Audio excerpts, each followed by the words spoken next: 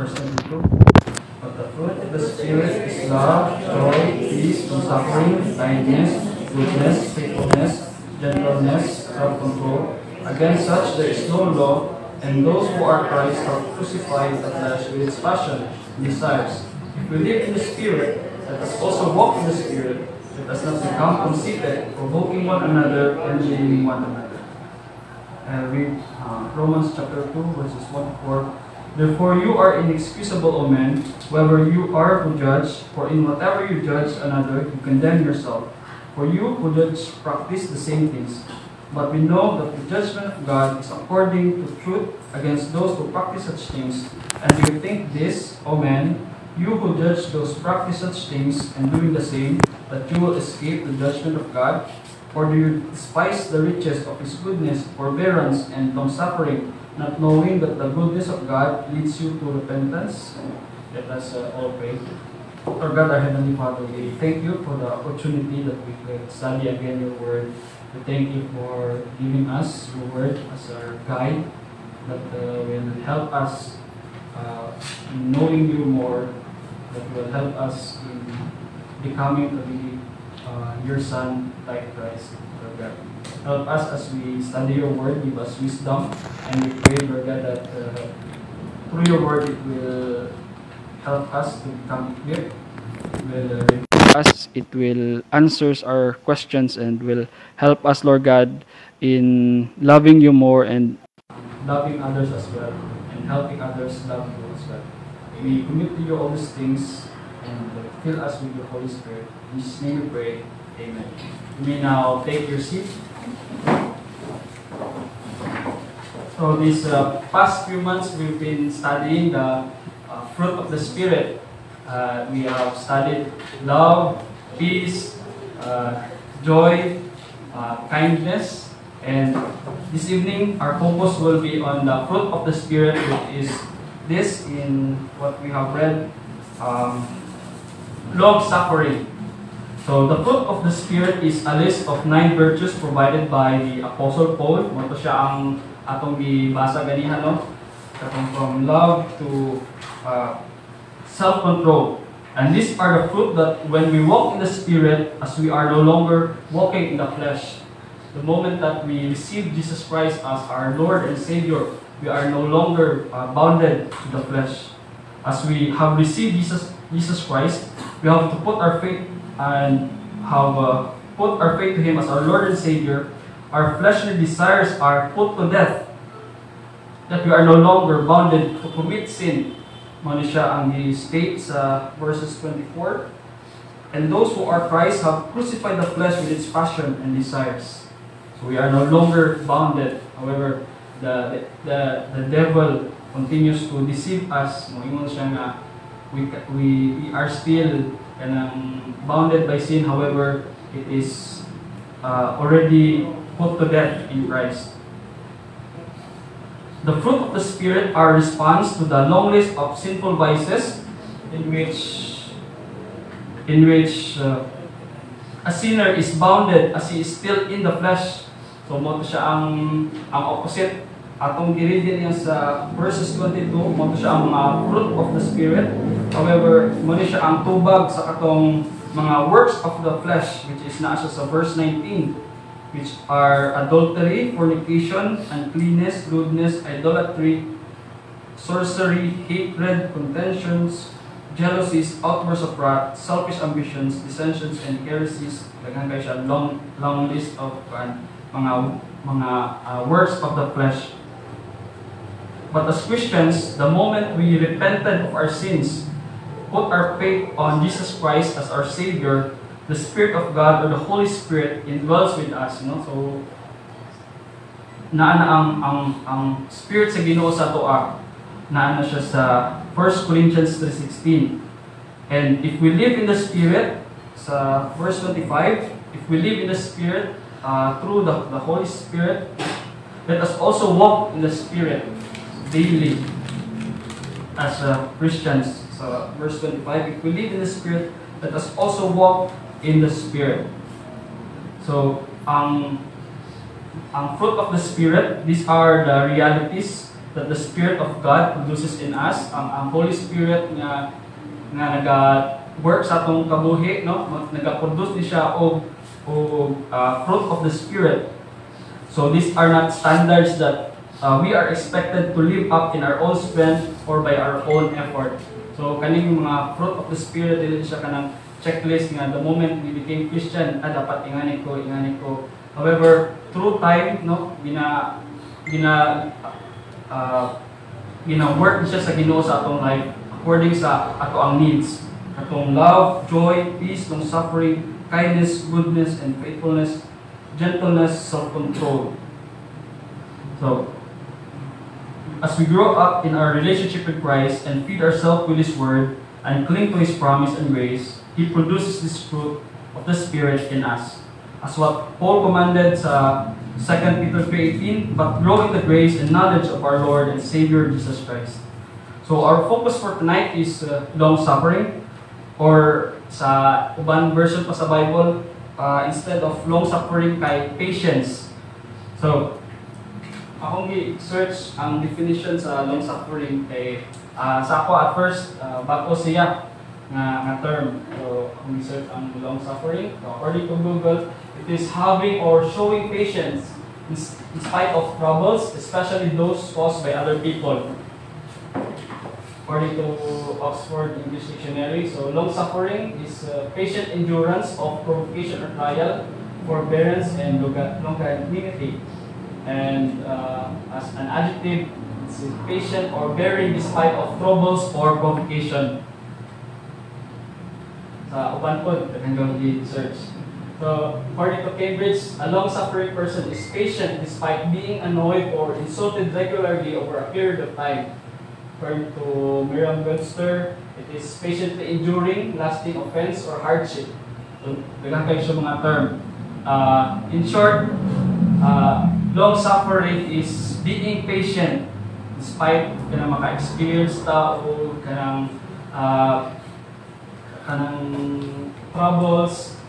We still remain patient. Dili ta mag-act on our own, but being patient and waiting for God na mag-ino. So, in the Bible, it's made of, it's Bible in general, ano siyang long-suffering. So, in the Bible, it's made of two Greek words meaning long and tempered. So, it's literally long-tempered. To be long-suffering then is to have self-restraint when one is stirred to anger, or in short, patience, no? When we are trigger ta of something, however, we do not act upon it, but we still remain to be calm and to be patient, no, with it. So, mana siya ang meaning sa long suffering. So, ang opposite of long suffering, makita nato dito gihapon sa Galatians 5 para makasabot ta sa sa ang opposite niya. So sa Galatians 5:20 sa 19, makita dito sa verse 20 man siya ang opposite, which is contention or heated disagreement, kanang maglalista or kanang naatay indifference with other people. Then it will turn, kanang katako siya, it will turn into kanang something outburst of wrath, na pagkiyapon siya sa verse 20, outburst of wrath and dissension or disagreement that leads to discord. So muna siya ang opposite of long suffering or being patient. Kanang dili na ta mo kuwat sa Ginoo, kanang ganahan ta to take matters into our own hand. Kanang dili na ta kapaabot no sa Ginoo maglihok. So muna siya ang iyang opposite sa long suffering. When in our day-to-day lives we experience these situations when our views, ways, principles are different with other people, we tend to get into disagreement. I believe we can all agree that we can experience mga disagreements, no, sa balay, sa eskwelahan, sa trabaho, sa atong mga friends, no, sa atong mga kaila. We always experience this o dili jud ta kaluwas sa mga ingani. And we tend to get into disagreement and would later end into a bruised relationship. So when we experience this when people are doing us wrong, kanang sakto man ako gibuhatan ko og dili maayo nga, or when we are experiencing injustice, to siya nga tarong man akong gibuhat, however kanang wala nako nakuha ang akong gipaabot sa akong terms, no? Kumano siya when we experience mga troubles. Our patience is tested in dealing with difficult people and difficult situation. So, what would our response be in handling these situations? Do we forego God's working and take matter into our own hands, or do we wait for God's intervention and produce the fruit of the Spirit? So, our focus tonight will be on long-suffering, as long-suffering is one of the divine nature of God. So, it's better that we look ang iyang description sa Bible mismo, no? Dito ta magtanaw sa Bible about sa meaning sa long-suffering.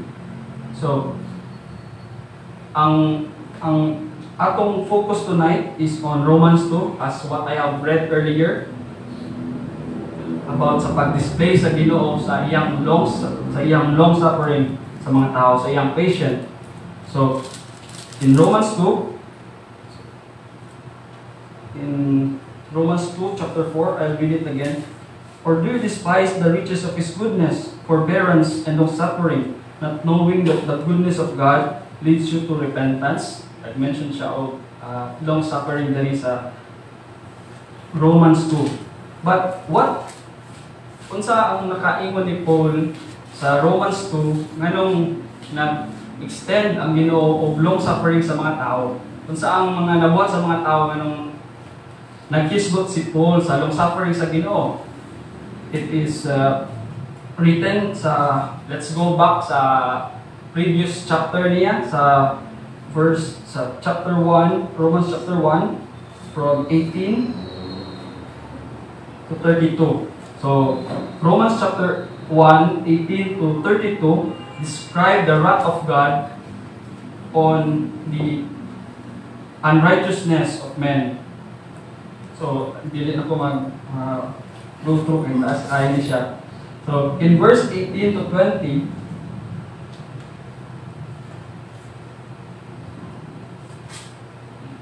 it tells that we are without excuse in knowing God, as His invisible attributes are displayed throughout His creation.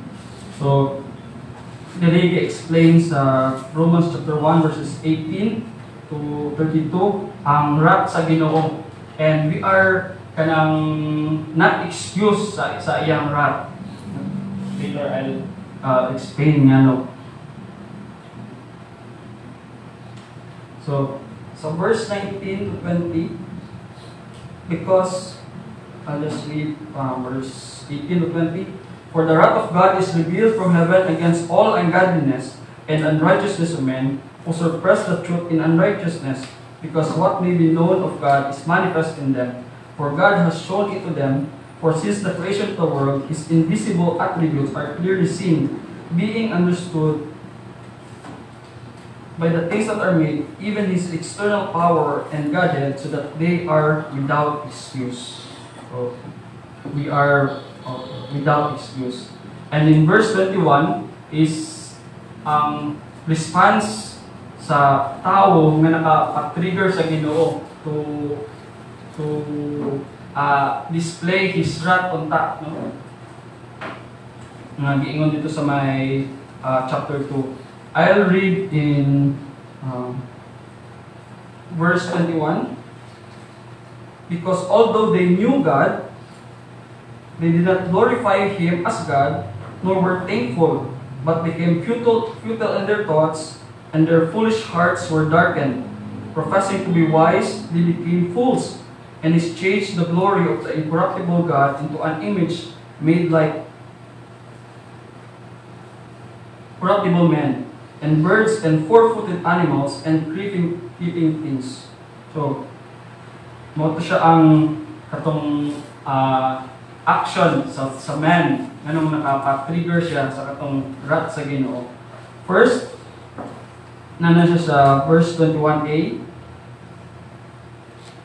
They did not honor him as God.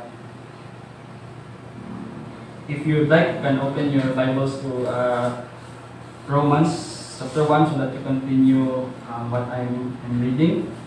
So, giingon sa Romans 21, because although they knew God, they did not glorify Him as God.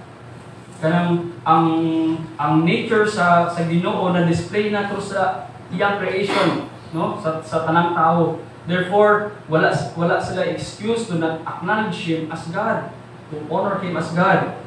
They did not honor Him as God. They did not treat Him with honor and respect despite Him as God. Muna siya ang sin sa man, no? He is eternal. Ang nature sa Ginoo, He is eternal, He is righteous, all-knowing, and He alone is holy. He is the creator of the world. He is the maintainer. However, they did not honor Him as God. And they did not fear Him nor worship Him. So, bauta siya ang una nga gibuhat sa men. No? They did not honor Him as God sa ilang life. They did not, wala nila gi-acknowledge ang Ginoo nga nagbuhat sa ilaha. Second, nor were thankful to Him. Sa 21 verse, Romans chapter 1 verse 21b, because although they knew God, they did not glorify Him as God, nor were thankful. They did not acknowledge Him as the source of all things na ilang na-receive. They did not, despite of the mercy and grace that God extended to them, no, and all the good things that God has done, they did not express gratitude to God. So mata siya ang another ang gibuhat sa tao, no, sa figure sa wrath sa Ginoo. Wala sila naga-show o magpasalamat man lang despite sa tanan nga gibuhat sa Ginoo sa ilaha. Kanang ang Ginoo nag-create, ang Ginoo nag-provide sa ilang needs, ang Ginoo nag-sustain sa tanan. However, they fail to acknowledge God in their lives. But instead, so ano siya ang ikatulog, no? Wala nilang kanang kalimtan ang Ginoo. Wala lang nila dili sila kanang ungrateful lang sa Ginoo, kundi they turned into idols. Sa verse 23. But instead, they turned into idols. So, 22, professing to be wise, they became fools and changed the glory of the incorruptible God into an image made like incorruptible men, and birds and four-footed animals and creeping things. So they exchanged the glory of the immortal God for images resembling mortal men and birds and four-footed animals and creeping things. Ilang halikdan ang Ginoo o turn sila sa mga bagay nga created lang yun sa tao, bagay nga temporary, bagay nga finite. Takyo yun siya nga kanang sakit yun siya sa kasing-kasing sa Ginoo. They have honored idols. They have publicly worshipped it. If you can remember sa Old Testament and sa New Testament, and then until now, no, you can see it anywhere. They have offered offerings as a sign of thanksgiving, and instead sa Ginoo unta. They have made idols for mere created things as God in their lives. Na ang Ginoo unta to. Hence, magto siya ang wrath sa Ginoo. And in verse 25, because they exchanged the truth. In verse 25, they exchanged the truth of God for the lie and worship and serve the creature rather than the Creator, who is blessed forever. Amen. And another verse about idolatry sa Bible, nasa sa Jeremiah 13. So, for my people have committed two evils. They have forsaken me, the fountain of living waters, and hewed out cisterns for themselves, broken cisterns that can hold no water. So, ito siya ang sin sa mga tao. They have forsaken me, forsake nilang Ginoo, that is the source of fountain of living waters that could give satisfaction, no? And they create cisterns, buhat silang ilaha nga kanang sa kani ang cister sa Bisaya. Tagchaw. Nga kanang cister ganang kanang sa Tagalog pa balon. Bubon, no? So, gipasagda nila ang Ginoo, no? Nga naka-hold of tubig na unlimited of living waters, ug nagbuhat sila ilaha na dili man gani maka-hold og tubig. So, mo ni siya ang sakit na sa idolatry. They seek satisfaction, no? Or they worship other gods other than God. So, mao to siya ang gibuhat sa tao na nakapatrigger sa wrath sa Ginoo. And because of this idolatry or failure to acknowledge God and recognize Him as Lord, kanang tungod nga wala nila gi-acknowledge ang Ginoo sa ilang life, gikalimtan nila ang Ginoo sa ilang hunahuna. Kanang tumuto siya kanang nag-seek sila sa bagay, sa mga bagay diri sa kalibutan na dili makahatag sila og kamatuoran. Therefore, God gave them up to their vile passion, no? Kay wala na ang Ginoo sa ilang hunahuna. Kanang kay ang Ginoo, no? He is the truth. He is the source of righteousness, the source of good things, no? Wala na, nakalimot na sila sa Ginoo. Therefore, God gave them up to their vile passion. This resulted to the unrighteousness and the wickedness of men. This result to katong mga wickedness na gipangbuhat sa mga tao. Nani siya sa verses 26 to 31. So this is a long list of man's horrendous ways. If you like to follow me, Romans chapter 1 verses 26 to 31. So for this reason, God gave them up to wild passions. For even their women exchanged the natural use for what is against nature. Likewise, also the men, leaving the natural use of the women, burned in their lust for one another, men with men, committing what is shameful and receiving in themselves the penalty of their error, which was due. So, mo siya, no? Ang original na design sa men, pasagdaan na. Partner na sa lalaki o lalaki, o ang babae sa babae. Kaya wala naman ang Ginoo sa ilang hunahuna, no? Kalimtan na nila ang Ginoo. And even as they did not like to retain God in their knowledge, God gave them over to a debased mind, to those things which are not fitting, being filled with all unrighteousness, sexual immorality, wickedness, covetousness, maliciousness, full of envy, murder, strife, deceit, evil-mindedness. They are whisperers, backbiters, haters of God, violent, proud, boasters, inventors of evil things, disobedient to parents, undiscerning, untrustworthy, unloving, unforgiving, unmerciful. So, mo siya ang wickedness sa men. And which, no, we are also guilty in some of the mentioned dito, no, wala dili ta exempted until Jesus' blood on the cross paid for our sins. So, this act of man's rebellion and wickedness crushes the heart of God. Atong failure to acknowledge God as God in their lives, no? It crushes the heart of God. kita po siguro if kanang natay kinabuhat, no? Kung dili ma-acknowledge sa tao siguro, anong kita, masakitan din kita. Mokod ang Ginoo. In Genesis 5, chapter 5, verses 5 to 6, the Lord saw that the wickedness of man was great in the earth, and that every intent of the thoughts of his heart was only evil. Mali siya sa katong Genesis, katong sa fall sa man, no? Giingon diri na ang every thoughts sa heart sa tao is only evil continually.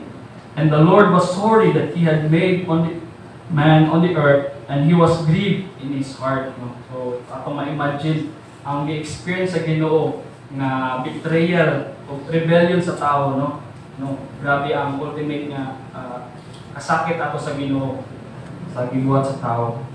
If you are to gauge man's rebellion and betrayal of choosing the creation over the Creator, no? If atong sukdon ang rebellion sa tao o ang pag-betray, no? By choosing the creation over sa iyaha, no? By choosing creation as God, no? Other than God Himself, from the beginning of time until now siguro, no? And as a finite being and a mere human, it will be unbearable to us. Dili na ito madala ang kasakit nga na ato sa Ginoo. Starting from the beginning of time, no? From sa Old Testament, despite of God's love toward the Israelites, despite nga grabe ang patience sa Ginoo sa Israelites, daghan na siya gipadala ng mga prophets, mga kings, no? Para aron nga matarong sila. However, they still go back to their old ways. They still choose ang mga idols or mga Diyos-Diyos sa ilang mga neighbors. No, ingana ka wicked ang tao. No, despite sa kanang mercy ang ipakita sa Ginoo sa ila, despite sa pagpalangga. However, they still go back into their old ways and choose, no, other gods before God. And currently in the world, no, karon atong parang atong mahuna-hunaan kay because we are studying long suffering, and long suffering is about kanang being patient sa atong na-experience nga kasakit, sa atong na-experience nga kanang being uncomfortable, no, para atong mabutang atong kaugalingon sa shoes sa Ginoo, no? Because God is showing His long suffering to us every day. So if we are going to gauge, no, currently in the world, a lot of countries, nations, kingdom that still don't acknowledge and honor God as God. If we are to go beyond sa atong borders, sa atong island, we are going to go to other nations, sa countries, mga kingdoms, there are still a lot ng mga tao, billions, that fail to acknowledge Him as God in their lives. No? They still kanang worship mga Diyos, mga creation ng God, mga image of man. So, imagine the agony that God is experiencing as millions of people fail to call upon Him as God and Lord of their lives. And ang response, no, sa katong unrighteousness, sa katong wickedness of man, dali sa akong gibasa ganiha sa Romans chapter 2, which is judgment, because God is not only a God of love, He is also a just God, and sin should be punished. Siyang describe sa Romans chapter 2. God has the very right to exercise judgment, for He is the absolute truth, and men have sinned against Him. Siya rin ang naay right to execute judgment because He is only worthy He is only righteous. So he has the right to exercise judgment. He is who he is, and he is holy, and he is just. Sin should be punished. However, despite of man's depravity, ito akong described earlier, na wickedness of man, he still extended his goodness, his forbearance, and long-suffering toward us. Despite sa ato ang makasasala, no, sa atubang sa Ginoo, sa atong pagkahugawan ato sa atubang sa Ginoo, no, he still extended his goodness, his forbearance and long-suffering towards us. So, muna siya ang definition sa Romans chapter 2 about sa long-suffering sa Ginoo. Romans chapter 2 verse 4, and God's long-suffering towards us leads to repentance. So, muna siya ang goal, no? Or ang result sa long-suffering. Dili siya nga kanang we continue to be patient so that kanang atong na-experience or katong tao, no, mag-continue na pod siya nga to bring us trouble, or mag-continue ra gito ang katong indifference. However, it leads, no, the person into repentance. So Romans chapter 2 verse 4, or do you despise the riches of His goodness, forbearance, and long-suffering, not knowing that the goodness of God leads you to repentance? So, mata siya ang goal sa long-suffering, no, nga gi-extend sa Ginoo sa toa, to lead us into repentance. Katong mga tawo nga naga-exercise of wickedness, katong nagkalimot sa Ginoo, samba o kanang idols, it will lead them into repentance. If we are to think na because God is righteous and just, He can kanang apply justice right away. Kanang if ever nakasalata nga ikuan sa exercise sa Ginoo ang justice, He can do so because He is worthy. No? However, He continues to extend His patience for us, no, for sa mga tao, to bring into repentance, that they are no longer to worship idols, they are no longer to kanang biya sa Ginoo but mubalik sa Ginoo. They are to no longer go with their wicked ways but to turn into repentance. So muna siya ang goal sa long suffering, no? To reconcile, to change ang heart sa tao, to change ang ilang behavior, to transform ang ilang lives, to become Christ-like. So muna siya ang long suffering sa Romans chapter 2 verse 4, and it is also mentioned in 2 Peter chapter 3. 2 Peter chapter 3 verse 9, giingon, the Lord is not slack concerning His promise, as some count slackness, but is long-suffering toward us, not willing that any should perish, but that all should come to repentance. I-mention na po dito that all should come to repentance. No? And God is not willing that any should perish. No? Dili ganan ang Ginoo nga kanang ma-punish sila because of their sins. But He wanted that all should come into repentance, na ma-insakto ang ilang tagipusoon sa Ginoo. So God can display His wrath towards sinner because of His nature. No, maka-display siya sa iyang wrath towards the sinner because of His nature, that He is a just God. And sin is sin that must be punished. However, He extended His grace and mercy for people to come into repentance. Repentance is a change of heart.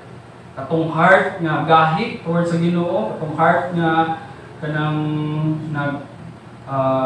palayo sa Ginoo, no? Katong heart nga wala nag-honor sa Ginoo, katong heart nga wala nag-acknowledge sa Ginoo, katong heart nga wala nagpasalamat sa Ginoo. Ma-change na siya into a heart nga naga-worship sa Ginoo, ang heart nga kanang gipot ang Ginoo sa iyang kabuhi. Repentance is a change of heart that will turn into a change of behavior, katong mga wickedness or katong mga earthly desire, katong unrighteousness nga ipamention sa Romans chapter 1 verses 26 to 32, no? Ma-change to siya ang ilang behavior because their heart is now in line with God and a transformed life. God wanted for the people of a changed heart of honoring, worshiping, and loving Him as God. And God wanted us to manifest, so mo siya ang nature sa Ginoo as being long-suffering. Kanang wala siya naga-take action right away. He extend His patience for people to change. He extend His kanang patience for people to repent, no? And God wants this kanang iyahang nature to become also naa sa tuwa, no? Which is muna siya ang ma-produce sa fruit of the Spirit. God wanted us to manifest long-suffering as well in our dealings with other people. Because we deal with a lot of people every day, kung maka-experience taglahi-lahi ng mga pinaiya, no? And God wanted us to kanang manifest long-suffering as we deal with people. So,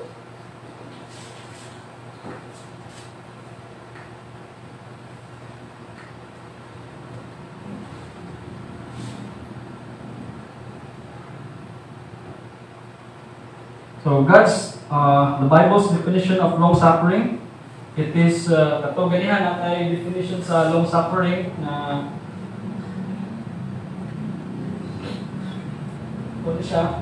having or showing patience in spite of troubles, especially those caused by other people. Diha ra siya taman sa will just show patience, no, to people or to situations, will just show endurance, will just display it. Diha ra jud siya taman, pero ang Bible define na we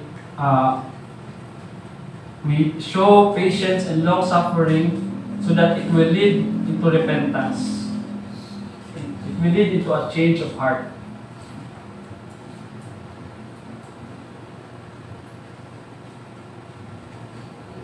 So, I'll repeat the Bible's definition of long-suffering: showing patience in spite of troubles caused by other people for them to come into repentance that will lead to a change of heart and a behavior and a transformed lives. So how should we practice long-suffering?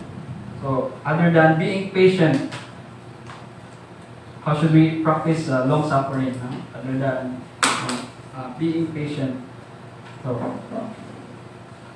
the Holy Spirit will teach us later on, no? If ever kanang pinangalanan ni siya nato, as long as we should always walk in the Spirit. And giingon sa naapod balik sa Romans chapter 2, giingon ang una nato nga dili nga pagabuhaton is we should not judge. No, nasa sa Romans chapter 2 verse 1. Giingon ni siya ni Paul sa mga Jews because they are kanang giingon nga much better sila sa mga Gentiles because they have laws. However, giingon gihapon ni Paul sa mga Jews na you are no better than the Gentiles because you are also sinner. You also practice katong mga inyong gipang-accuse sa mga Gentiles. Nasa sa Romans chapter 2, if you like to go, I'll read it. Romans chapter 2, therefore you are inexcusable, O man, whoever you who judge, for in whatever you judge another, you condemn yourself.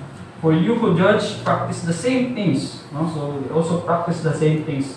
So we don't judge because only ang Ginoo ra gyud ang maka-judge. And isa kita pod makasala ra pod ta. And we live ang paghusga, no, ug pag-apply sa justice sa Ginoo ra gyud, siya ra gyud ang worthy. Kumano siya ang una sa pag-practice sa long suffering sa Romans chapter 2 verse 1, when we experience kanang people nga lahi sila og kanang way of thinking sa toa, or kanang sige sila kanang dala og trouble sa toa, no? Say makapata na nganong ingani man siya na. However, we believe it to God, no? And God will apply justice. And in Psalm 37, this speaks of the injustice na-experience na-experience ni King David na injustice sa ilaha. And injustice will also kanang mag-ano po siya sa imong patience despite of kanang doing your best, despite of kanang being according magsunod ka sa norms. However, wala nimo makuha, no, ang imong gina-expect. So that is injustice, and it will need us a lot of patience when we experience that. So let's turn to Psalm 37.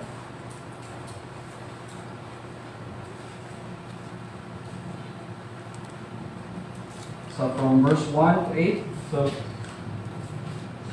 I experience si King David o kanang injustice sa iyang kanang sa iyang old age na experience siya daghan kay nga injustice, o mao siya ang iyang gisuwat, no, para sa katong mga tao na naka-experience of unfairness and injustice, because it will lead them, if they continue to think of it, it will lead them into wrath, which is the opposite of long suffering, the opposite of patience.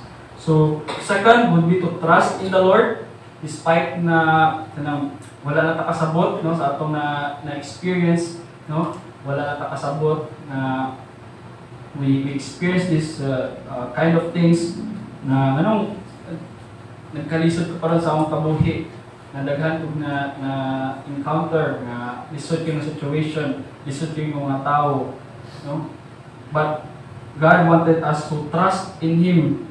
So in Psalm 37:3, trust in the Lord. When we take matters on our own hand, it disregards God's justice and righteousness. If kanang maka-experience ta og troubles, no, and we take matters into our own hand, wala ta nagpaabot sa Ginoo. It disregards God's justice and righteousness. Trust is a reliance on God's character, ability, and truth.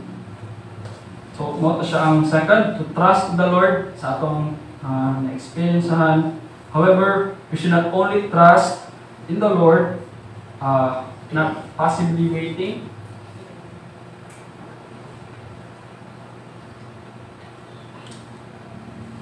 We should not just passively waiting for the Lord, no, magpaabot lang ta nga ang Ginoo magkuan. However, the Lord wanted us to continue to do good, no, despite nga kanang gibuhatan ta og dili maayo, gibuhatan ta og kanang maka-experience ta og kanang dili mao, no, we should be actively continuing to do good. Nana siya sa Psalm 37:3b. Trust in the Lord and do good. As we trust God with our situation, let us continue to do good. While trusting God, should not be passively waiting, but actively waiting and continue to do good. And then, second, would be part gihapon siya sa in trusting of the Lord, is to dwelling in the land. No? One proof of trusting God is to dwell in the land or to remain as is. No? Kung asa man tang situation na karon nga na-experience nato. Once nga natugyan nato sa Ginoo, no? Let's continue to remain sa situation. One example of this is Joseph. He experienced a lot of difficult situations ay nga time. Katong ano siya, katong kang asawa ni Potiphar, no? And then katong naana siya sa prisuhan. Kanang he just continue to remain, no? Despite sa katong yang difficult situation, he was patient. And later on, it leads to kanang katong mga people, no, mga katong naa sa iyang palibot come to know sila sa Ginoo because he remained steadfast. And naagihapon siya sa while continuing to trusting in the Lord, is feed on His faithfulness. Nana siya sa verse 3 gihapon, trust in the Lord and do good, dwell in the land and feed on His faithfulness. No. And third, delight yourself also in the Lord. Nana siya sa 4. Delight yourself also in the Lord, and He shall give you the desires of your heart. So delighting means to take great pleasure in something or someone. To take great pleasure in something or in someone. So as we delight in God, as we put our happiness in God, He renews us with goodness and mercy and more patience in day to day.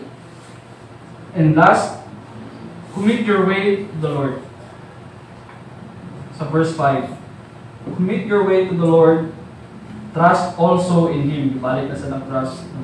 As we actively trust God with our ordeal, with our situation, at the same time delighting ourselves in Him, we should also commit to Him our plans, our ways, and our works, our situations. So, I'll finish with this last verse. Galatians 5:25. If we live in the Spirit, let us also walk in the Spirit. As Christians, we are no longer living according to the flesh. We are no longer bounded to sin. No?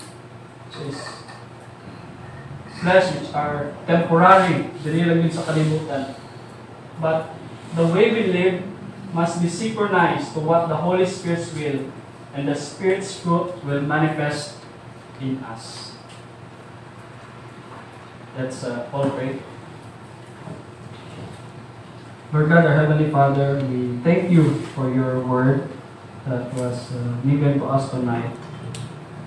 We ask for forgiveness sa mga sins na na-commit sa imo, Lord God, of choosing the things here on earth, the creation, more than you, Lord God. We fail to acknowledge you as God. We fail to give gratitude to you, give thanksgiving to you. We ask for forgiveness, Lord. And we thank you, Lord, for your patience with us, despite of our sins, despite of our wickedness. You continue to be patient with us. You continue to reach out to us, Lord God, and you extended your mercy, your grace to us, that we are saved through Christ, that we come to know you through Jesus Christ. We pray, Lord, that because of the mercy and grace that you have extended to us, we will also extend to others.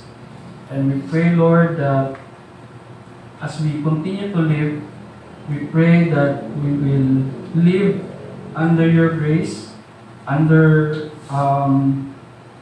your knowledge, under your wisdom, Lord God, so that we will be filled with the Holy Spirit, Lord. And the fruit of the Spirit will be manifest in us according to our needs. We pray that we will continue to grow in complete reliance in you, Lord God, in complete reliance of our needs. We pray that you will give us help produce in us righteousness and good works, Lord God, for your own glory. We pray that we will keep the precious truth that we have heard this evening, and it will help us as we continue to live for you, as we continue to love you, as we continue to love others, and as we continue to help others get, as we continue to help others come to know you. We commit you all these things. In Jesus' name we pray. Amen.